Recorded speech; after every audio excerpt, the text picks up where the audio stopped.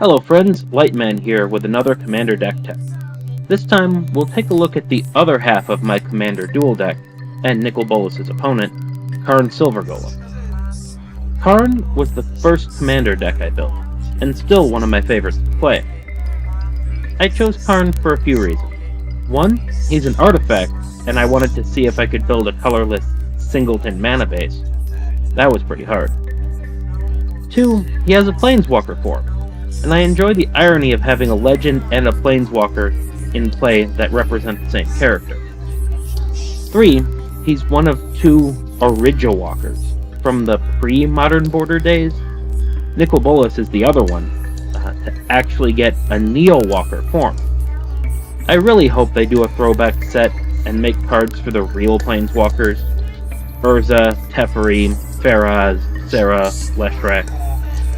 I realize they're all dead in the story, but that's why a throwback set. Kinda time travel back to the days of Dominaria. Well, anyway, this deck started as a standard deck during the M10 Zendikar to New Phyrexian season. That deck gave birth to this one and a modern incarnation when Innistrad dropped. I'll show the modern version later. This is a tap-out control deck. Kinda like my Nicol Bolas deck, but more combo than control. The plan with this deck is to make friends early with Howling Mine and Otherworld Atlas, using the controls to save myself, and then amass the components for either infinite turn, infinite I cannot lose angels, or wipe everything with the World Slayer Darksteel Forge card. But enough filibuster, on to the deck. We begin our look at this deck with creatures and our general, Karn Silver Golem.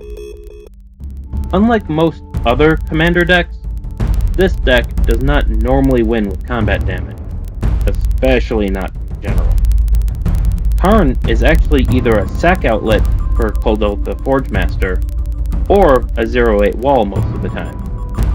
I rarely if ever use his activated ability to animate an artifact, unless I really need another blocker or attacker. Next, let's look at the man lands. Dread Statuary and Stalking Stones are straightforward. A temporary 4/2 or a permanent 3/3, again, blockers if I need them. Mishra's Factory can animate or pump the tokens created with Urza's Factory if I need to. Inkmoth Nexus can lead to an alternate victory condition with the Proliferate package we'll see later, and Zoetic Cavern can morph as a 2/2 creature if I need it. Now, onto the creature makers. Thopter Assembly is one of the best board stallers in this deck, starting as a 5/5 flyer, then splitting up into 5 1/1 flyers that you can then block with, or feed to the Forge Master. Oh, and then he comes back into play. Urza's Factory, God's Eye, and Gargoyle Castle are sneak creatures when I flood out, but they usually just produce mana. The Imperial Regalia can make dudes. They are white and not artifacts, both of which are relevant a little later. They can tap or steal dudes, or just go to the dome. Even in a singleton deck, it's not that hard to assemble the Regalia for full value. Next, we have the win condition creatures, or at least removal sinks. Steel Hellkite can deal decent damage, but his engineered explosives sabotage ability is why he's in the deck. Dark Depth, while it almost never goes off, I usually win before dropping the 30 mana to wake up Merit Lodge, is a scary threat, and eats a land kill spell instead of more important lands later. Kozilek and Ulamog, while retardedly powerful, rarely get hardcast. They're an anti-mill defense, and also allow me to recycle my deck when I've drawn too many cards due to the deck's main combo. Finally, we get to Golem the Forge Master, Expedition Map, and Eye of Ugin, the tutors. Together, these 3 cards can find anything in the deck. Remember that artifact creatures are colorless. and most importantly, they find each other. Forge Master finds Maps, which finds I, which finds Forge Master. Let's move on to the combos. The heart of this deck, and the primary win condition, is card draw.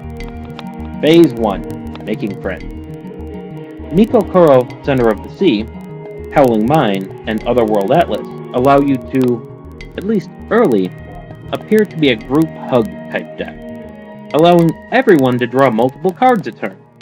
You can even wait to use Miko Kuro until either after the strongest player taps out, or during the weakest player's upkeep, giving him an extra card first. Phase 2, Life Gain. Here's where some players start to get wise. Venser's Journal and Ivory Tower plus Reliquary Tower are two different sides of this combo, unless you have ways to remove both.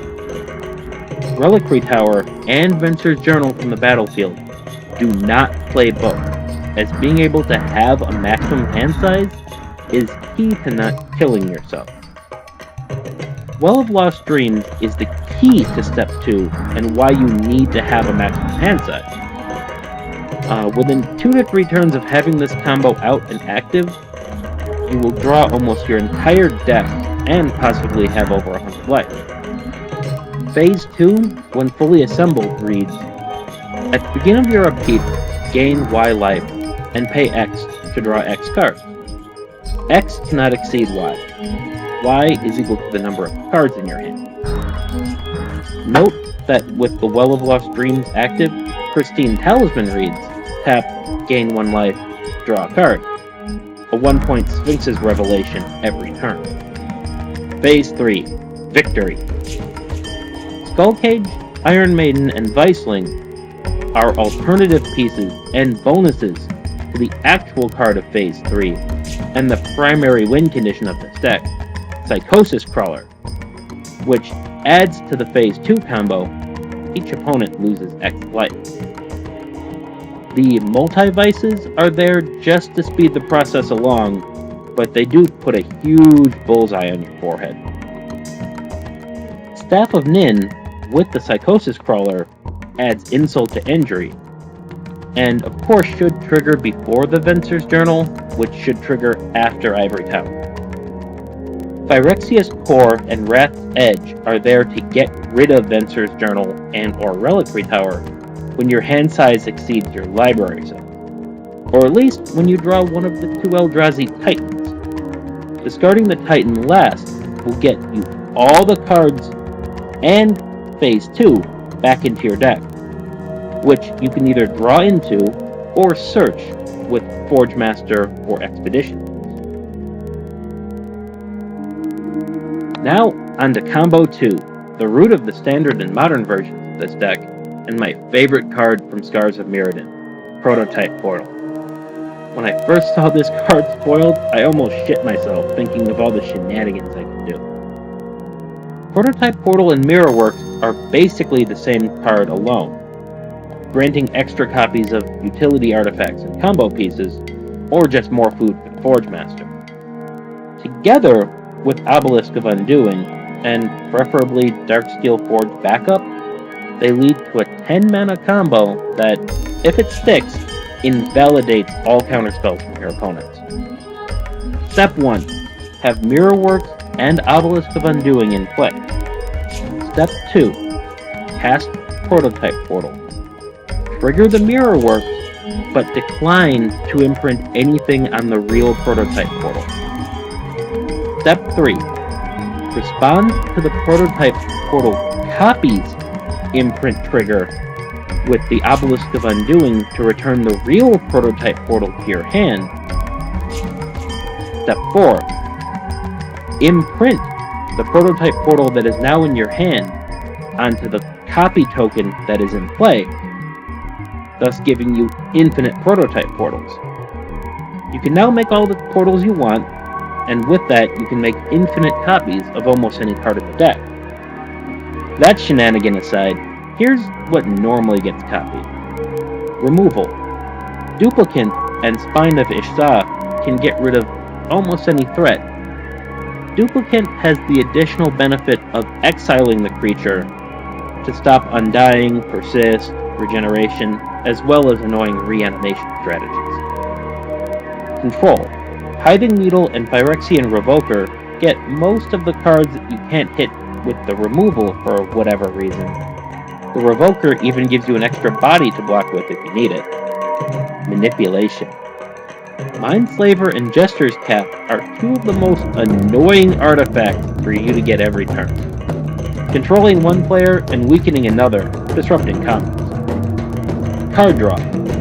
Ichor Wellspring combos with the first combo and beats the Forge Master, allowing up to 3 draws and a tutor effect every third turn.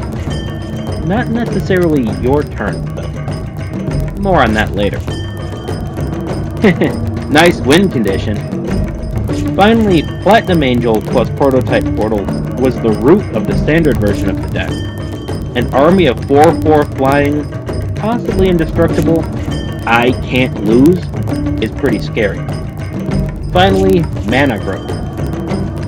With Darkscale Citadel imprinted on Prototype Portal, it reads 0, tap, put an indestructible artifact land token with tap, add 1 colorless into play. This combo with the Unwinding Clock adds another land every turn. That, if needed, can feed the Forge Master or Throne of Geth. Combo 3, Phyrexian Oil. If Prototype Portal is my favorite Scars card, Proliferate is my favorite Scars mechanic, and maybe my favorite mechanic of all time. Contagion Engine and Clasp need little explanation, aside from that they are also nice Prototype Portal targets. Throne of Geth serves 2 purposes. First, Proliferate. But, more importantly, it's another sack outlet to get rid of a Venser's Journal that has outstayed its welcome, or a trigger for Ichor Wellspring and Spine of Ishsab. Surge Node is a mini Proliferate if I can add the first counter to Magistrate Scepter, Lux Cannon, Otherworld Atlas, or an Everflowing Chalice copy. The fact that it can be proliferated, that's a bonus. Mana. Speaking of Everflowing Chalice, this card can lead to stupid amounts of mana, and with Unwinding Clock and Proliferate, plus 1 to 5, or more, extra mana, cumulative, per player's turn. Destruction. Lux Cannon and Ratchet Bomb. Honestly, the bomb usually goes off at 0 counters to get rid of token armies, but it can be proliferated to get mid-range threats and commanders faster. The cannon is just nuts in this deck, and with Proliferate and Unwinding Clock, it can kill something every turn. Every player's turn. Win condition number 3. When I'm not drawing into Psychosis Crawler triggered strokes, or attacking with a flight of Invincibility Angels, I'm proliferating infinite turns with Magistrate Scepter.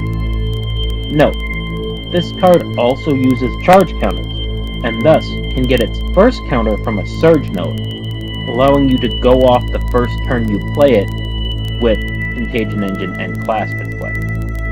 Oh yeah, I almost forgot, I do have Karn Liberated in the deck. He can be proliferated, but to ensure I get invited to play again next week, I never ultimate him. His removal wins the game enough.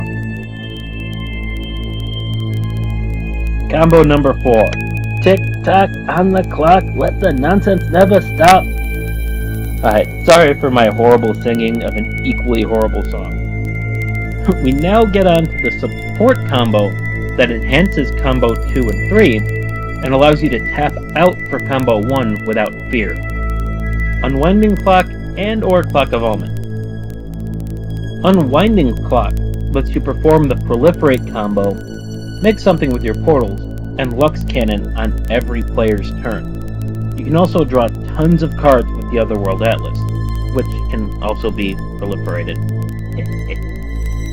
Clock of Omens is a new addition, and in theory gives more utility out of the continuous artifacts in the deck, like Howling Mine and Venser's Journal, to allow more activation of powerful cards like the Chalice, Prototype Portal, Lux Cannon. Fractured Power Stone, Soul Ring, Dreamstone Hydrant, and Thran Dynamo, as well as Everflowing Chalice, Pristine Talisman, and all those Darksteel Citadel tokens, and activated manlands, are artifact mana on every player's turn, allowing proliferation and token making every turn. Fractured Power Stone also gives one extra roll of the Planeswalker die, because I have made a Planeswalker and Archenemy deck for Karn and all my Elder Dragons. Combo 4. Wipey Wipey. Darksteel Forge makes this a combo, but it can go off without the Forge to reset the board. Nervillian's Disc is broken with the Forge in play. Even worse on a Portal with Forge and Unwinding Clock. For 5 mana you get to wipe everybody else's board on everybody's turn. The World Slayer with maybe Rogue's Passage, it kills Karn Liberated even with the Forge in play, but it's worth it. Note, the Darksteel Citadel tokens are indestructible regardless, so you can recover faster after a sub-optimal slain world. Control. Now, let's look at how I protect myself long enough to cast those expensive artifacts and have one or more combos go off. Removal. Wasteland, Ghost Quarter, Strip Mine, and Tectonic Edge serve 2 purposes. 1. Obviously they can destroy pesky utility lands or critical mana fixing. 2. They're another way of getting rid of Reliquary Tower, so I can discard my Eldrazi Titans, if I need to. Speaking of Eldrazi, a no-brainer for this deck is All Is Dust. Castable as early as turn 3 with the Urza lands or Eye of Ugin, Eldrazi Temple, and some artifact mana. Sacrifice every non-land permanent I don't control, except for those Imperial Throne soldiers or Scepter slaves. Yes, please! Protection. Maze of Shadows. Rarely. It'll be a Maze of It if I can ever get one. Ice Flow and Mystifying Maze all stop creatures from attacking. The flow stops them from attacking again, and shuts down tap abilities. Halls of Mist slows down attacks, and even earns friends from slower decks. Witchbane Orb gives Hexproof, stopping direct damage and annoying discard spells. Glacial Chasm with Phase 2 active, or Platinum Angel, gives you pretty much infinite life until you can go off. It can also kill Reliquary Tower. Spot Control. Defense Grid slows down annoying counterspells. Curse Totem and Torpor Orb stop annoying creature abilities. Grafdigger's Cage stops Dredge and Reanimator. All 4 of these are very early plays, and can be fed to the Forge Master or Throne of Geth if they hinder you. Arena of the Ancients stops generals in their tracks. Remember, they're all legends. Not of This World, while subpar, is still a counterspell that can protect combo pieces. I also have a little bit of recursion to restock the deck in case I lose the Eldrazi Titans to exile. Soldevi Digger and Elixir of Immortality both serve the same purpose, with the Elixir comboing very well with Well of Lost Dreams, drawing 5 cards for 7 mana, and of course, recycling my deck, giving me 5 life. Buried Ruin, Petrified Field, they return sacked Fencer's Journals and Reliquary Towers, respectively. And Haunted Pengraph gets back Forge Master or Hellkite if needed. Lastly, we have all the other lands. While many of these do things other than produce mana, they rarely do. Urza's Mine, Tower and Power Plant, and Glimmer Post and Cloud Post all are no-brainers in Artifact decks and Modern Staples. If you get the Nut Draw, you untap with 10 mana on turn 5. That's pretty sick. Eldrazi Temple helps to cast All Is Dust, Not of This World, and maybe the Titans. Crystal Vein also accelerates if needed, or just taps for normal mana.